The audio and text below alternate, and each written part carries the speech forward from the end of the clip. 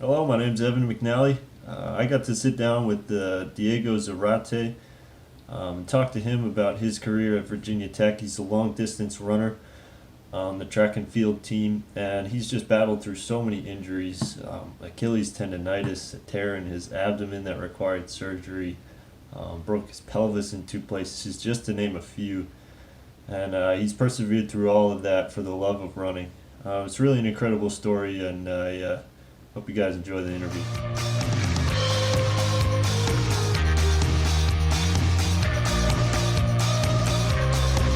You've been here for now, 5 or so years. Like when you look back, your running career so far here at Tech, like how do you sum it all up?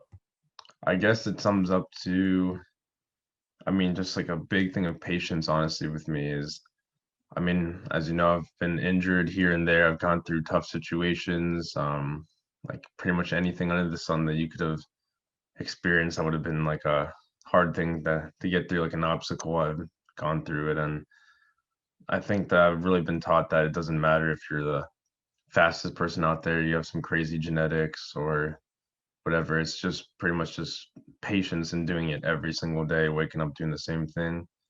And then combined with that patience is the hard work and dedication to what you're doing. If you do that, I mean, you can go anywhere.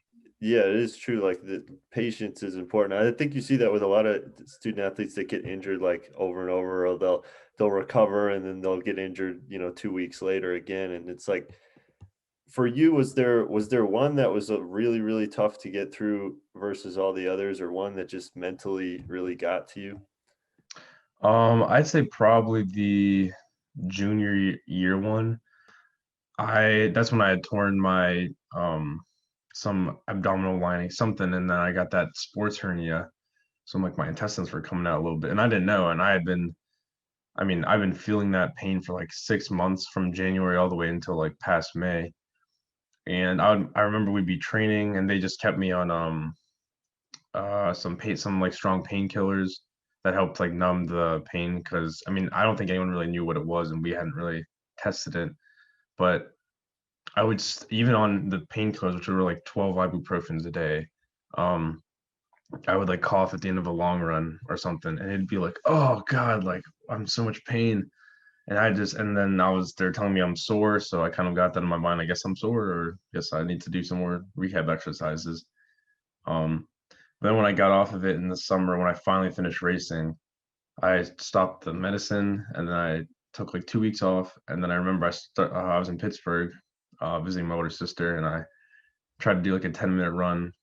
And I was like, I couldn't even run. I was like, oh my God, what is like wrong with me?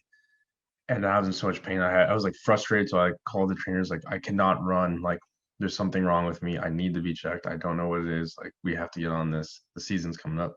So eventually, um, a few more MRIs and all that, and they found the hernia. And then I remember the doctor or surgeon was saying like, yeah, we gotta like if you want to keep running, like racing and all that, you need to get the surgery for it.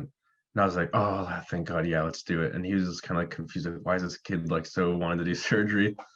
But like to me, it's just like I had something so painful, and I felt like something was wrong with me for so long, and like it was no one was like finding out what it was, and that was bothering me because it's like, is it in my head? Is it real? Um, so then they did all that, but then when I was done, that was kind of I guess a big surgery for me personally. I left in a wheelchair. It was just like, it was just a really hard time because I remember I got to the house and I could barely even walk. Like I was barely walking. It took me like probably 15 minutes to get up the stairs to my room, and it's just like a few steps. So it was tough because I'm like, how am I supposed to be able to run like a sub 4 mile when I can't even walk up a single flight of stairs like on my own? And then I was having pain like a year later, and then they found that I had cracks in my pelvis, stress fracture from, I guess, coming back too quickly or something, muscles pulling wrong. And the pelvis is hard to crack, so the fact that there's two was kind of like pretty bad. But then I had to take 5 months off from that, and I had to get the PRP, like bone injections, almost kind of thing. I had to learn a lot of patience going through that whole time period because um, like the period of 5 months off. Normally, runners will take like 2 weeks off, maybe more between seasons or even during the summer, and they'll get back into it.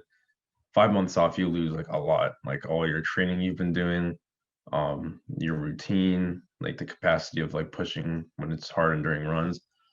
So I was literally doing absolutely, I couldn't do anything for 5 months in those times, and I would just be like watching other people race or seeing races on TV and just thinking like, oh my gosh, everyone's getting better. I'm just sitting here getting worse. And that was very tough for me because I was really questioning if I even wanted to run because I knew I loved it, but it was breaking me up. It was breaking my body so much. I was like, how am I going to go on with this? Like, is this for me? So I definitely think though that the pelvis area and all those injuries associated with them were some of my hardest ones.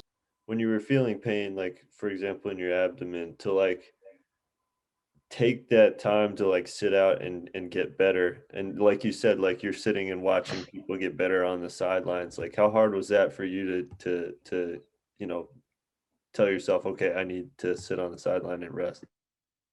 Thank goodness it like made me so I couldn't walk because I know I probably would have been trying to do some core or something on the side, to catch back up. But that the surgery was just so invasive that I really couldn't do much. So I think even there was some point where I tried to lift some weights and then I was like, and I was like, okay, stop it. You're gonna like tear something again. Like you need to chill out. But it was very difficult. I mean, even going back to my sophomore year when I was on the Ultra G, it was kind of like this anti-gravity treadmill, something pretty fancy. But I would do all my workouts on that because I didn't run the entire indoor season because I had a tendonitis and I had broken my arm. So I would be in this treadmill all the way in the corner of our field house, and then everyone would be doing the workouts in the track. So it wasn't torture enough that I couldn't run or that I was in pain and trapped in this little treadmill. It was that I had to watch everyone doing all the workouts together while I was just sitting there by myself. And it was just like, and I remember I'd have to do that like multiple times a week, and then they would all do their runs, and on the other days, I'd be cross training on the bike or swimming.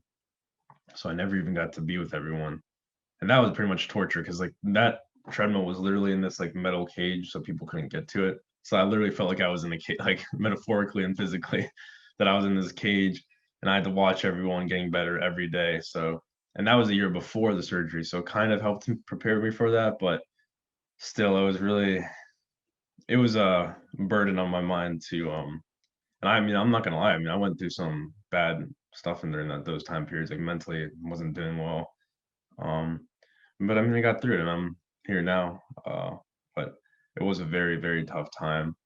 Um if I had to give advice for like something like that to myself in the future, I'd probably say like just distract yourself. It's not worth thinking about it because like I'm here now, so I proved myself wrong then. There's no reason to worry. Might as well just enjoyed my time off and like, learn how to play the guitar or something. Yeah, what kept you going through all of that? I mean, sometimes I don't really know. I'm not sure if I'm just like crazy because like it's like why are you going pushing through so many injuries and getting surgery just so you can run around in circles and wake up at 6 a.m. to do hills? Like who I mean, I don't know. Like I think it's just because like I said, it's something more than a sport to me. It's really a life kind of experience running. And I've seen myself progress so far and it's been such a big part of my life that I think I need to see this through. I don't want to let it go or quit yet. Especially because now it's like really now that I'm healthy and the training's going really well and I'm racing very well. And that's the thing. I thought I'd be like I'd race a fast time and be like, oh yeah, but it's not. I'm just racing a fast time. I'm enjoying it now. So I think all that stuff helped me get my mental side kind of right. Because I'm not seeing it as something like I have to do or need to do anymore. It's more like something I get to enjoy. Um, but then also just like the fact that like it's been a big thing from high school for me, and my family always supported me so much, and the relationships I've made through running and the lessons it's taught me. I definitely think it's such an important thing to my life. I don't know if I would get that anywhere else. I mean, maybe I will like work in a job or something, but to me, it's giving me the chance to live my life I would no other way if I went somewhere else. So I think somehow I understand that, and that's why I'm doing it because it's to me Like, if I wasn't doing this, what I'd be doing, you know? So I love it.